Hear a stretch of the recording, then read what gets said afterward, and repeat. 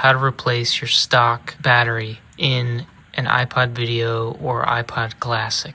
I've got a pack of these opening tools, right? These are the metal ones. Sometimes they're called Sesamos. They're just thin and they're cheap. You can get a whole pack for whatever, a few bucks. So you're gonna need some of these. I've got Kapton's tape, heat tape for electronics. It's a good idea to pick up some of this. If you've got some painter's tape laying around, that works good to tape up the front when you're working on it so you don't scratch it. Otherwise, you don't need it. I've got a pouch with micro screwdrivers. So we're gonna get to it and start tearing this thing down.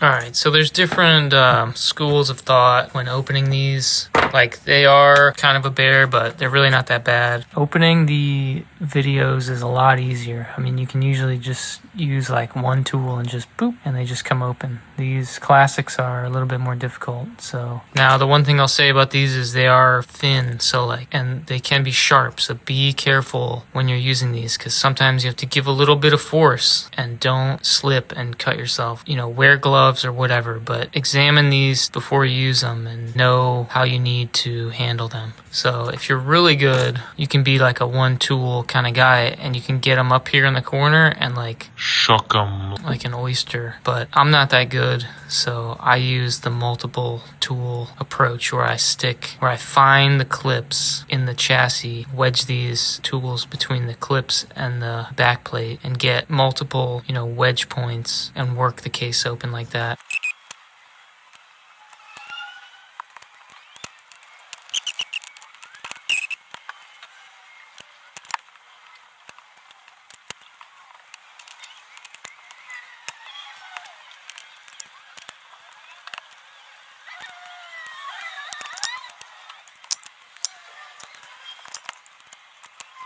Yeah, so you really want to start up in this corner, top right, get that one, and then work down here. Once you get the whole side, like, you're pretty much good to go.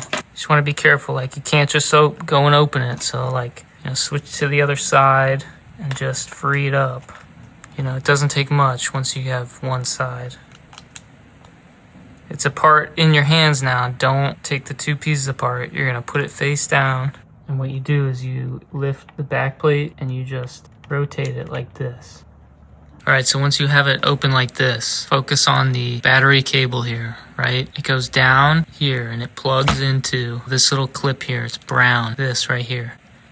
And so, contrary to what other people will tell you, this little brown clip pulls up towards my face and you can release the battery cable that way. But we're not going to do that, because people like come in here and they pry on that clip and they end up ripping this piece and a tiny little metal feet off the motherboard, and then you're screwed. You can resolder it on, but it's very tedious. It can be done, but we're going to avoid that. So the real way that you want to remove this battery cable is just to take your finger. That's how you want to do it. Like, you lift the back plate up to where you can get your finger underneath the ribbon cable and you just slowly lift up. Then you don't have to mess around with this little brown clip. It just pulls up on its own. Alright, now you can just open this like a book now. And you have your battery cable. Then you have the stock battery on top of the ribbon cables for your headphone jack and your hold switch.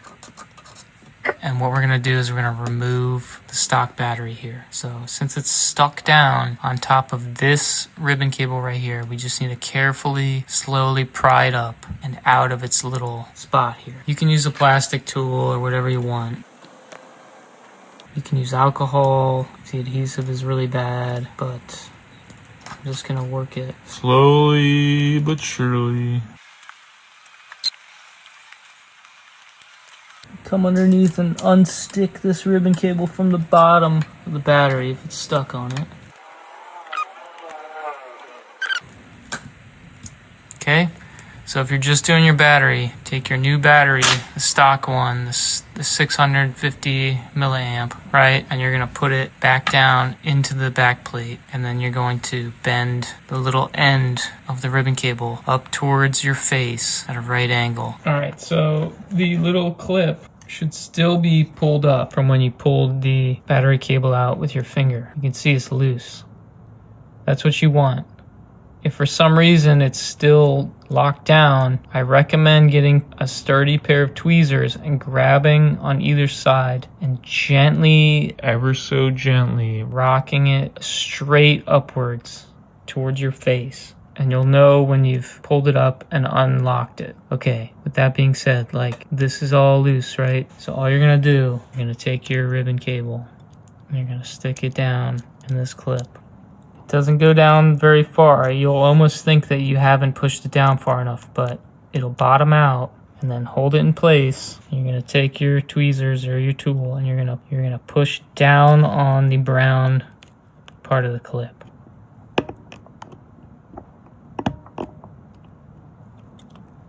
Okay, and then it's seated. Done with that. And then you can close back the iPod.